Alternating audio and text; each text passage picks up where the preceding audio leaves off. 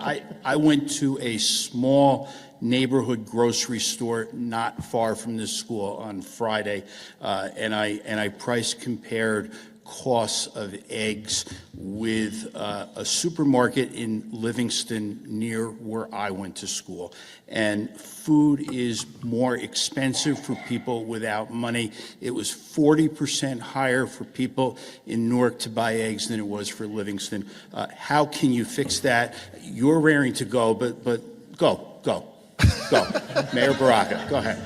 Well, I think we have real laws against that. I think what happened is that we've allowed this idea of inflation to be used by corporations and individuals who have begun to be greedy, who've used this as an opportunity to price gouge. And our AG and the state needs to be heavy-handed on these individuals that are doing this. They need to partner with local government to begin to hold these people accountable who are driving prices up for working-class poor families in cities like Newark. We need to be very, very heavy-handed on this, right, and not give these folks a pass. Congresswoman Sherrill. This is something I've been working on because we know that competition in the market helps, but we also know that starting up grocery stores can be very, very expensive. And so often it's only the large chain grocery stores and not the mom and pops that have the capital to open up. And I think the state needs to have a state grant program to help bodegas and small grocery stores open up in neighborhoods, create competition in the market, and also address some of the problems we have with food deserts in the state. Some of these people are just robbing us. I mean, that's clear. It doesn't matter the competition. They're just robbing us. And we need to make sure that they're not robbing us. That's what we need to do. If people had choice of where to go, they could drive prices down. You know, well, there's a bodega on every corner. Steve Sweeney's next. This is a huge problem. There's a business, a poverty business. People prey on poor people all the time. It's not okay. And you know something? And because people don't have choices to get, especially some of these stores, we tried to do some things with bodegas, and some worked and some didn't. But most importantly, we've got too many food deserts in the state and in poor areas in the state. Creating more opportunities for people to get healthy food. I'm saying there's people that pray when it comes to food, when it comes to housing, and you know something? The poor people are the ones that pay more than the middle-class suburban people. It's not okay, and we should crack down on that. And I think you could with the Attorney General. Yes.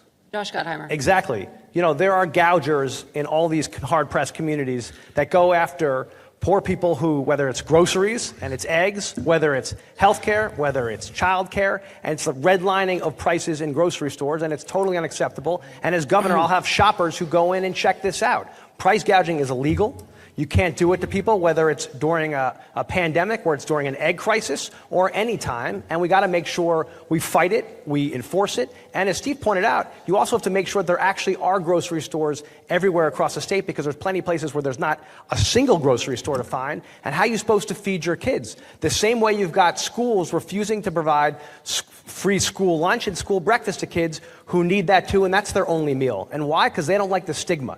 Well, it's time we reverse that, and as governor, I will. Right. More grocery stores are not the answer to food deserts, still, by the way. I think that there's a couple of things. I think we agree that the Attorney General needs to be strong and price gouging is unacceptable. I think in the short term, the Economic Development Authority for the state of New Jersey needs to be more aggressive with grants and incentivizing new developments to include supermarkets, predominantly in census tracts that tend to be poorer. And I think longer term, the solution is obviously linked to mass transit. You need more transportation access, more bus access in poorer areas. You've seen New Jersey Transit moving actually in the opposite direction. And longer term, the way that you're going to confront this challenge is creating more access and opportunity, and that comes with mass transit. Right. The reality is that these guys are missing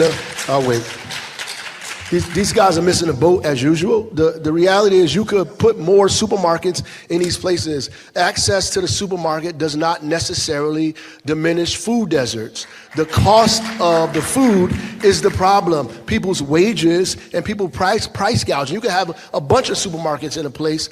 If people don't have access, whether it's transportation or access because of the cost. The cost is what's driving people away. We have a bunch of farmers in the Garden State. We have not learned how to subsidize these mid-sized and small farmers to get food to communities, the 50 communities that we call food deserts across the state of New Jersey. We got to get food to these places and subsidize people like the Community Food Bank of New Jersey and give food at subsidized prices to bodegas and supermarkets so they can sell it at a rate that people can afford. It's not just about I can take a bus to a supermarket. If I can't buy the eggs in a supermarket, it don't matter if I walked there and took the bus.